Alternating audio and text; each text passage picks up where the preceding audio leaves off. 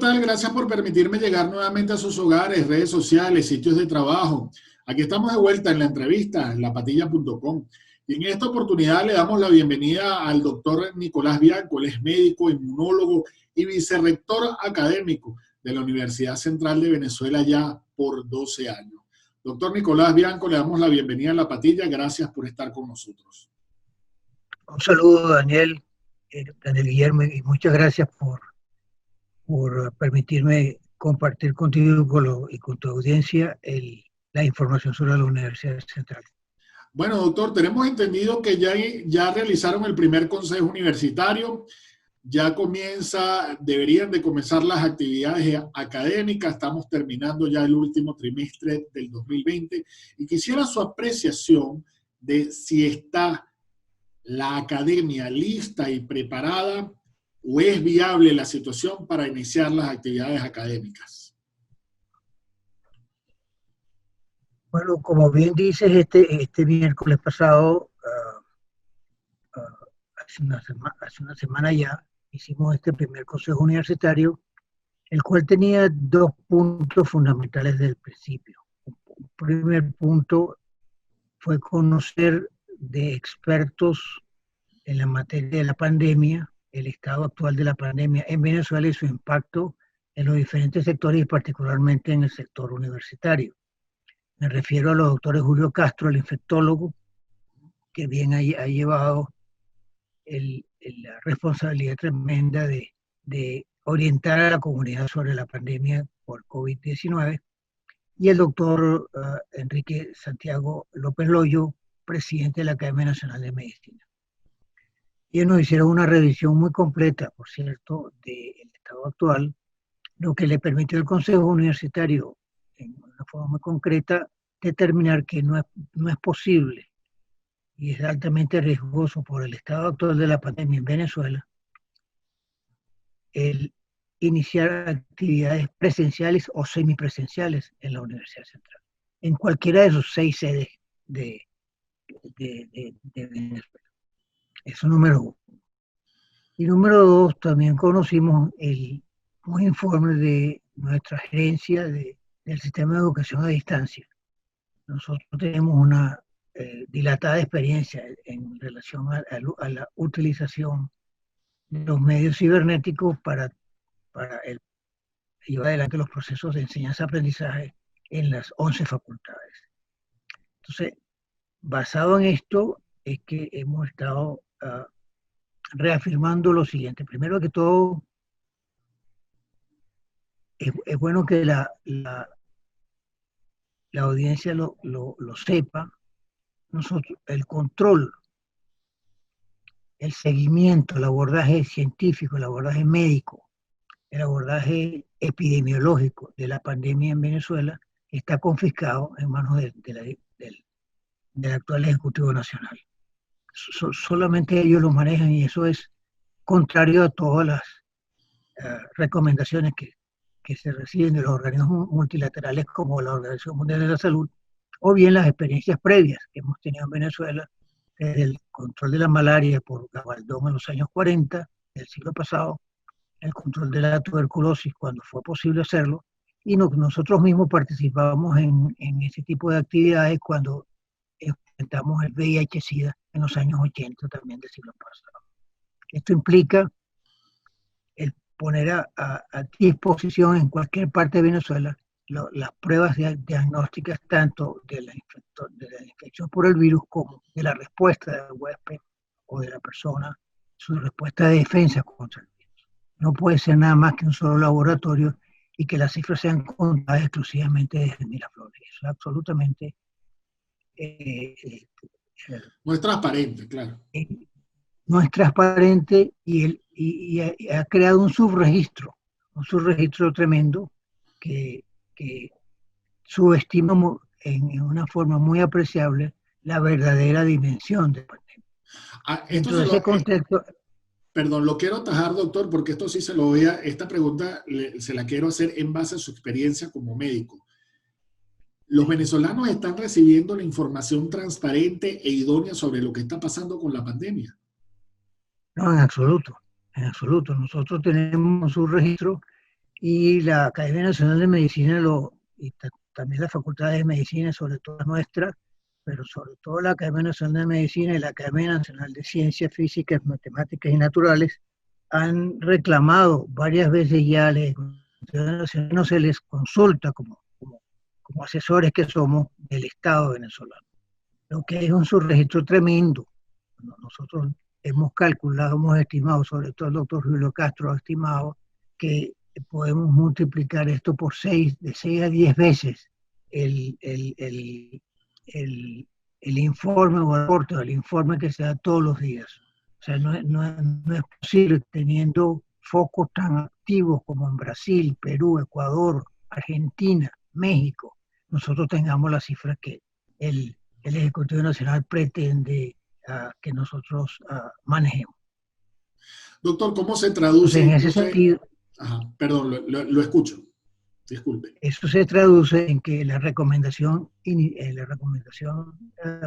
fija, sistemática en este momento, es evitar, por supuesto, la aglomeración que puede verse en un salón de clase, en un aula magna repleta de estudiantes que se van a graduar, o en actos culturales, actos deportivos, etcétera, para evitar precisamente el contagio. El doctor Castro ha sido muy claro, y por supuesto los otros agentes científicos que manejan esta situación.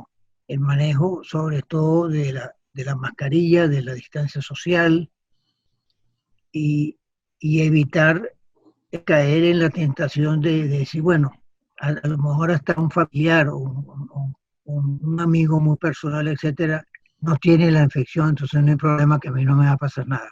Ese tipo de cosas se verían mucho más magnificadas si soltamos ahora la prevención que bien está delineada en este momento.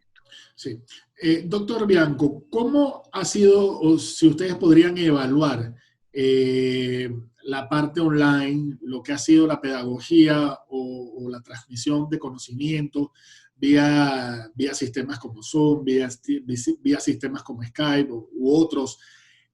¿Cómo pudiesen evaluar ese sistema de educación? ¿Es realmente, sobre todo en pregrado, es contundente, es débil? ¿Cómo lo podrían evaluar ustedes? Bueno, esa pregunta, Guillermo, tiene dos fases. Primero, la fase intramural, la universitaria. Nosotros tenemos 10 años trabajando sobre educación a distancia y conocemos perfectamente bien que el proceso académico es sujeto a que la materia en sí sea susceptible a ser impartida por medios cibernéticos. Me refiero, una cosa es, por ejemplo, la Escuela de Ciencias Jurídicas y Políticas, la Facultad de Ciencias Jurídicas y Políticas, la Facultad de Humanidades y Educación, y otra cosa son las cuatro facultades de la salud, o bien la Facultad de Ciencias, o bien la Facultad de Ingeniería. Una cosa es un laboratorio, otra cosa es una sala clínica, otra cosa es un trabajo de campo y una cosa es un salón de clase. Entonces, el proceso se lleva en términos de establecer la susceptibilidad o la disponibilidad que se pueda llevar a cabo en términos de utilizar la educación a distancia y la asignatura específica que se lleva a cabo en las escuelas de nuestras facultades. Eso quiere decir que la educación a distancia no puede resolver el 100% de la situación. Es absolutamente imposible. De hecho, les pongo un ejemplo que es mucho más claro aún. Los posgrados de medicina en la región capital. Son 130 cursos de posgrado que hay de la Facultad de Medicina de la Universidad Central, para comenzar por ahí. Y esos posgrados, la mayor parte son clínicos, conducen a especializaciones. Y eso se lleva a cabo en los hospitales, pero si los hospitales están en las condiciones en que se encuentran, de absoluta ruina, de falta de insumos, de falta de equipos, etcétera. Ya hemos visto inclusive esta horrenda tragedia que hemos tenido con el personal de salud. Llevamos por cerca de 200 víctimas que ha cobrado la pandemia. Entonces ahí no podemos utilizar la educación a distancia, como no podemos utilizarla en un laboratorio, como no podemos utilizarla en un trabajo de ingeniería, por ejemplo, un trabajo de petróleo, un trabajo de lo que hay en Panamá. No, y en la misma Entonces, comunicación social dependiendo también, ¿no, doctor? ¿Cómo se enseña a manejar una cámara? ¿Cómo se enseña a hacer un paneo o algo si no se está en la práctica, ¿no? Si no se busca el objetivo. a eso iba. Entonces, a eso iba. Entonces, nosotros en estos meses del primer semestre, intentando responder sobre la marcha a lo que fue una sorpresiva situación de suspensión de actividades por la pandemia propiamente dicha y su diseminación, hicimos un programa de contingencia para ir entrenando profesores. Pudimos llegar a entrenar a unos 1.000 profesores de los 3.000 y tantos activos que tenemos. Parte de esos profesores inclusive eran de otras universidades, porque no se puede tomar como un hecho de que el profesor maneje las herramientas de una vez, tenga las facilidades de una vez, pueda inclusive hasta costear cuánto puede costar el uso del Zoom o el uso Sí, claro, no todo el mundo tiene el de acceso a la otras internet, herramientas. ¿no? Exacto. Y luego está el otro factor, que es lo que tú vienes insistiendo, que es el factor extrauniversitario, que es la conectividad nacional, que es las fallas eléctricas y que son, por supuesto, los controles que impone Conatel en las diferentes áreas de la transmisión audiovisual. Entonces tenemos esas dificultades. Eso implica que no todo va a estar listo y no puede estar listo en términos de impartir los currículums de cada escuela, de cada facultad. Doctor, ya para ir concluyendo, ¿qué se espera en el próximo trimestre del año? La Universidad Central de Venezuela va a abrir sus puertas. Me refiero, obviamente no con lo que me acaba de decir, sino me refiero a la parte educativa, o sea, al inicio de actividades, se van a retrasar las actividades, va a haber un plan de contingencia, ¿qué le espera al alumnado y al profesorado de la UCB? Y también me gustaría, doctor, si maneja la información de cómo ha variado las estadísticas en cuanto a la deserción estudiantil y del profesorado dentro de la máxima casa de estudio del país. Claro, bueno, el inventario está hecho para que en alguna de las 11 facultades ya se inicie o se continúe las actividades que se vienen realizando a nivel de educación a distancia. Particularmente en 4 de las facultades se puede decir que mayor inconveniente. Estos son ciencias jurídicas y políticas, humanidades de educación, ciencias económicas y sociales y parte de arquitectura urbana. Las otras facultades tendrán más dificultades, mucho más dificultades.